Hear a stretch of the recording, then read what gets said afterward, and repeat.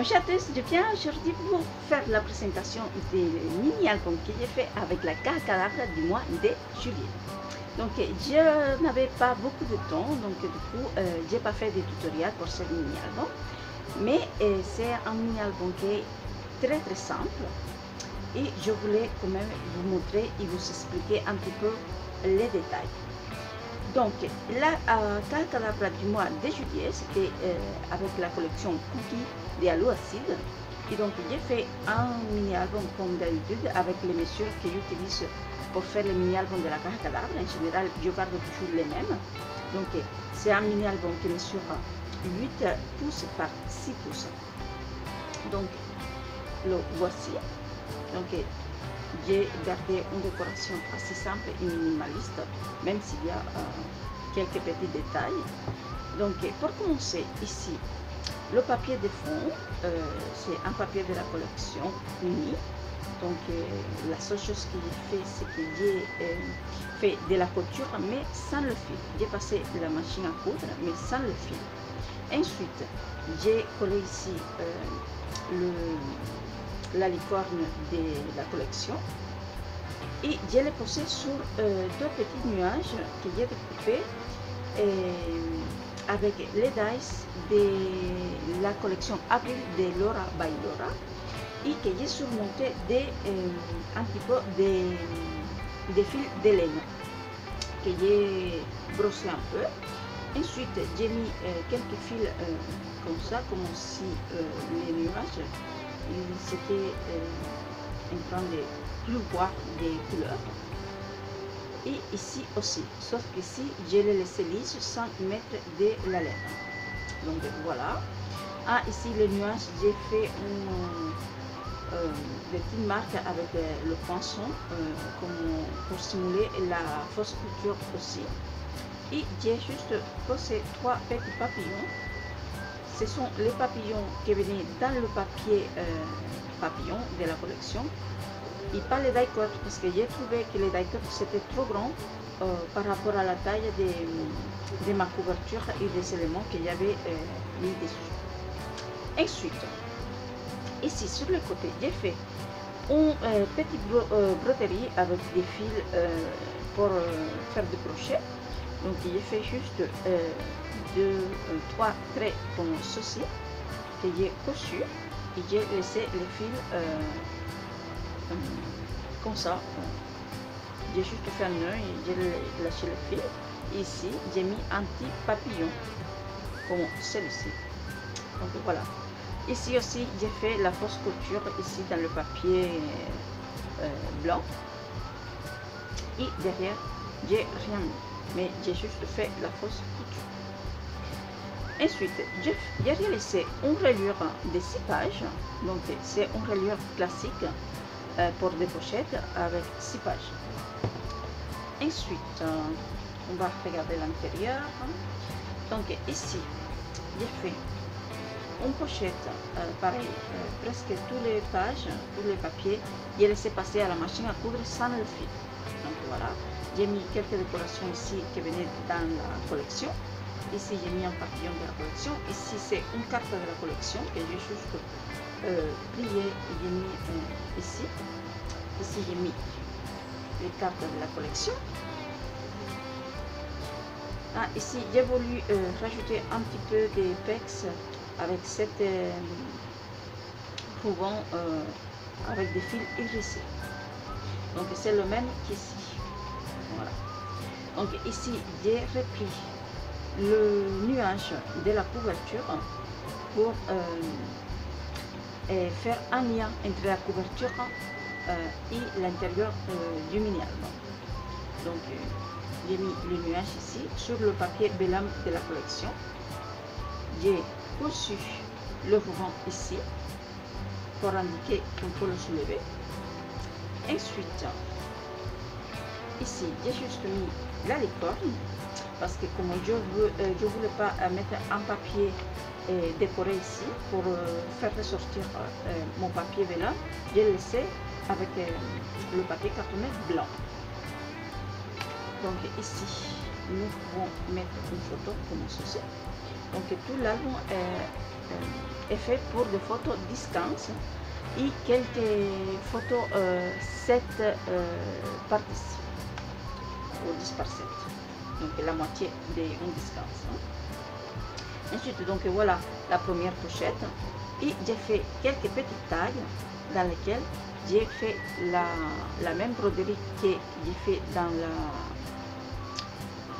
la tranche ici. C'est pareil pour faire un lien entre l'extérieur de l'album et l'intérieur. Ensuite ici, bien sûr, je pourrais venir mettre une photo que pour l'instant j'ai rien mis de décoration, parce que selon la photo on mettra un petit peu de décoration avec les restes de papier qui m'est resté de la collection. Donc voilà, comme ceci.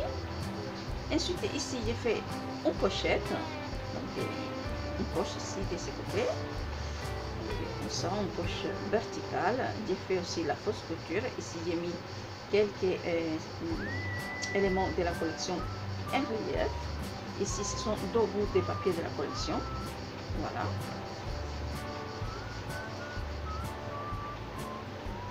Comme ceci. Ici j'ai rien mis, mais ici il y a une photo, bien sûr. Encore, nous avons ici le tag, pareil avec la petite broderie ici. Ensuite nous passons la page. Ici bien sûr une photo encore. Ici j'ai fait un trompe à l'œil, vous savez que j'adore ça. Donc ici on dirait que c'est une double pochette, mais pas du tout. Donc ici ça s'ouvre comme ceci, d'accord. Ici c'est le papillon, sous le papillon il y a un aimant qui tient ma feuille. Attendez, je vous montre tout de suite. Donc ici, soit on met une photo, soit on met rien. Moi je pense que je mettrai rien. Ensuite ici, oui, je mettrai une photo ici, une autre ici. Ensuite ici, ça se soulève comme ceci. Ici on peut soit glisser les photos comme ceci, soit les coller. Donc voilà. Donc ici je peux tenir cette partie là avec le papillon. Donc ici on met une photo, toujours le taille. Ici la photo est déjà ici, bien sûr. Ici, soit en grande, soit en petite. Les deux ils peuvent très bien aller. Donc voilà. Ici c'est pareil, c'est un trompe à l'œil, parce que en fait ici c'est un rabat, donc comme ceci et comme ceci. Donc ici pareil, photo, ici aussi, ici on veut, ici aussi. Donc voilà, toujours le petit tag avec la broderie. Derrière, c'est hyper simple aussi. Ici, comme ceci. Avec, donc là c'est le titre de la collection et un petit die-cut de la collection. Ici j'ai mis à nouveau le petit ruban pour venir donner un petit peu d'épaisse à l'ensemble. Toujours le tag. Ici je reprends le même papier qu'ici et je fais exactement la même chose. Donc ici j'ai fait la même pochette qu'ici avec un autre papier et je répète la même chose. Donc voilà, photo ici, on carte la collection et un reste de papier de la collection. Ici deux die-cut de la collection, toujours la fausse couture dans chacune des pages, le tag avec la broderie. Et la dernière page, elle se présente comme ceci, donc c'est une petite pochette avec toujours le petit ruban là hérissé, il est juste magnifique. ici les die cut en 3D. Ici c'est une vraie pochette, hein, donc pour mettre quelques photos. Et ensuite pour finir ici, l'intérieur de ma couverture, hein, il y a juste ces vélons que j'ai glissé comme ceci. Donc je l'ai mis comme ceci. Ici à l'intérieur c'est tout blanc. Donc ici je pourrais mettre une photo comme ceci et comme ceci aussi. Donc voilà pour ce mini album que je le trouve assez simple. Je le trouve très mignon, mais il reste très simple. J'aime bien cet effet ici avec le fil qui dépasse comme ça. Donc voilà, je suis assez contente. À la base, je ne savais pas trop quoi faire. Et petit à petit, je me suis dit que comme c'était l'été, il fallait faire quelque chose d'assez simple, même s'il est très compact, hein, parce qu'il est assez gros. Moi, j'aime bien les projets assez lourds. Donc voilà. Et même si j'ai hésité à faire quelque chose de beaucoup plus léger, sans papier cartonné, sans carte de stock, à la fin, je me suis dit, bon, je vais continuer dans ma ligne de mes projets de la caja cadavre, et donc j'ai fait ce format-là. Donc voilà, j'espère que cette petite vidéo vous a plu.